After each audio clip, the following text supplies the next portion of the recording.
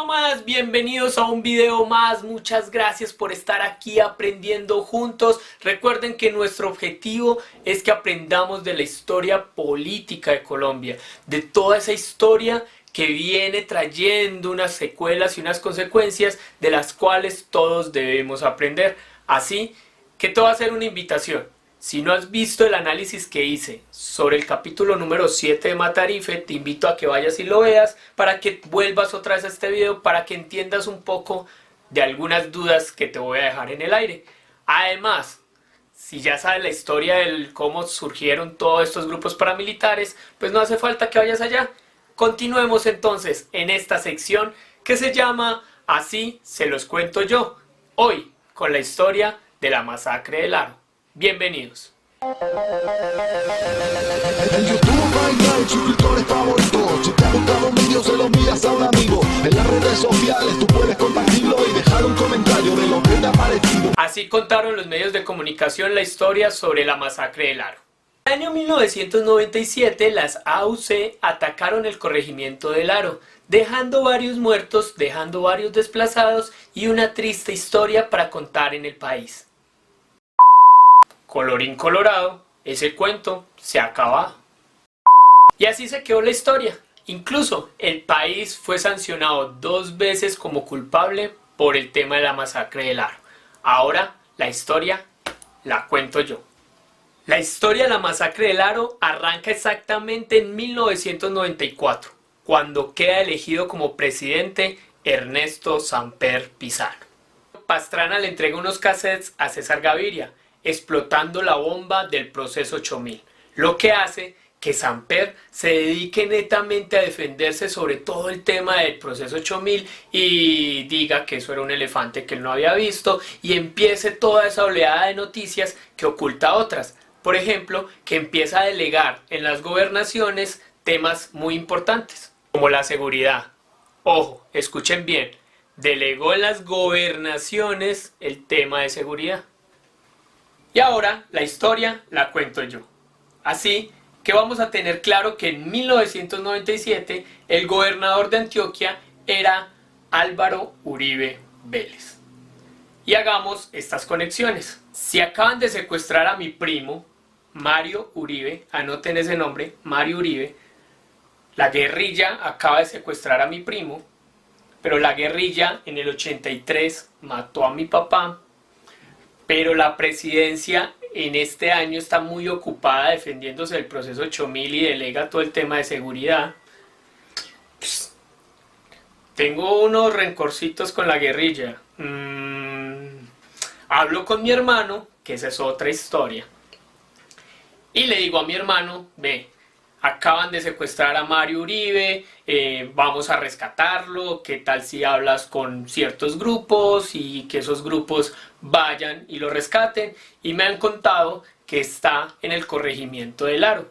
Así que reúne a toda tu gente y vayan allá y rescaten a Mario Uribe, al primo. Y efectivamente, la guerrilla tenía 6 secuestrados. Ojo a la noticia, 6 secuestrados. Y entran las AUC y entran grupos paramilitares al corregimiento de Valdivia y al corregimiento del Aro. Y entran a rescatar a esos 6 secuestrados. Entran un 22 de octubre de 1997 y todo esto finaliza un 27 de octubre de 1997. 22, 23, 24, 25, 26, 27... paramilitares luchando contra guerrilla, el ejército no aparece, no llegan fuerzas públicas, no envían ayuda, no envían colaboración. ¿El ejército dónde estaba? Realmente sí fue una masacre, y fue una masacre muy triste en el corregimiento del Aro en Antioquia. Torturaron a 19 campesinos, desplazaron más de 40 familias, violaron mujeres, robaron más de 2.300 reses y quemaron el pueblo. Después de toda esta masacre sale la noticia de que han sido rescatados 5 secuestrados que tenía la guerrilla y que el ejército es el mejor de todos. Pero si eran 6, ve, y en los 5 nunca salió Mario Uribe como rescatado. pero también lo rescataron. Empecemos entonces a unir los cabos. Significa que hay más de 200 hombres entrando a un pueblo, a un corregimiento, atacando a la población, más de 4 días directamente en guerras y en batallas y en enfrentamientos. El Estado no se hace presente. Sucede algo muy curioso y eran 6 secuestrados, el ejército presenta 5, pero el ejército nunca había entrado, entonces ¿por qué el ejército lo rescató si el ejército no había entrado en esos días? Bueno, son muchas cosas para unir. Ahora entendamos esta otra parte. Ahora estamos en el 2020. Ojo, estamos en el 2020, estamos en julio, estamos hablando de 23 años después. Es capturado Francisco Antonio Angulo Osorio, alias El Piloto o Pacho, quien está vinculado como determinador de la masacre del Aro, pero además está condenado por el asesinato de Jesús María Valle, uno de los líderes sociales más importantes que ha tenido el país. Fue uno de los primeros hombres, junto a Héctor Abad Gómez y otros, que denunciaron el nacimiento de los grupos paramilitares en Antioquia y en el país, pero además su connivencia con algunos grupos o con algunos sectores de la fuerza pública. Durante 20 años, el piloto huyó de las autoridades. Con esta operación se realiza un aporte significativo a la justicia en el país y al esclarecimiento de la masacre del Aro. Las masacres, los asesinatos de El Aro y de los líderes sociales como Jesús María Valle, como Héctor Abad Gómez y otros, dejaron un vacío en el liderazgo político y de líderes sociales en la ciudad, en el departamento, pero nunca pudieron apagar la llama de quienes han seguido luchando por la justicia, por la libertad en nuestro departamento y en nuestro país. Ahora es importante que conozcamos quién era Jesús María Valle. Jesús María Valle era un líder social, fue uno de los primeros en denunciar la creación de los grupos paramilitares. Jesús María Valle tuvo los pantalones de decir quién, cómo, cuándo y dónde se empezaron a crear todos los grupos paramilitares en Antioquia. Así que Jesús María Valle fue asesinado el 27 de febrero de 1998. Muy bien, es curioso que 23 años después este tema esté volviendo a salir a flote. Es más, ya también había salido esta noticia. 23 años después. Algo está temblando. Pero para finalizar este video, les quiero dejar la sal en la herida. Vean esta.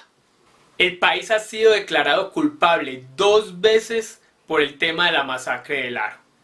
Así que el país tenía que defenderse.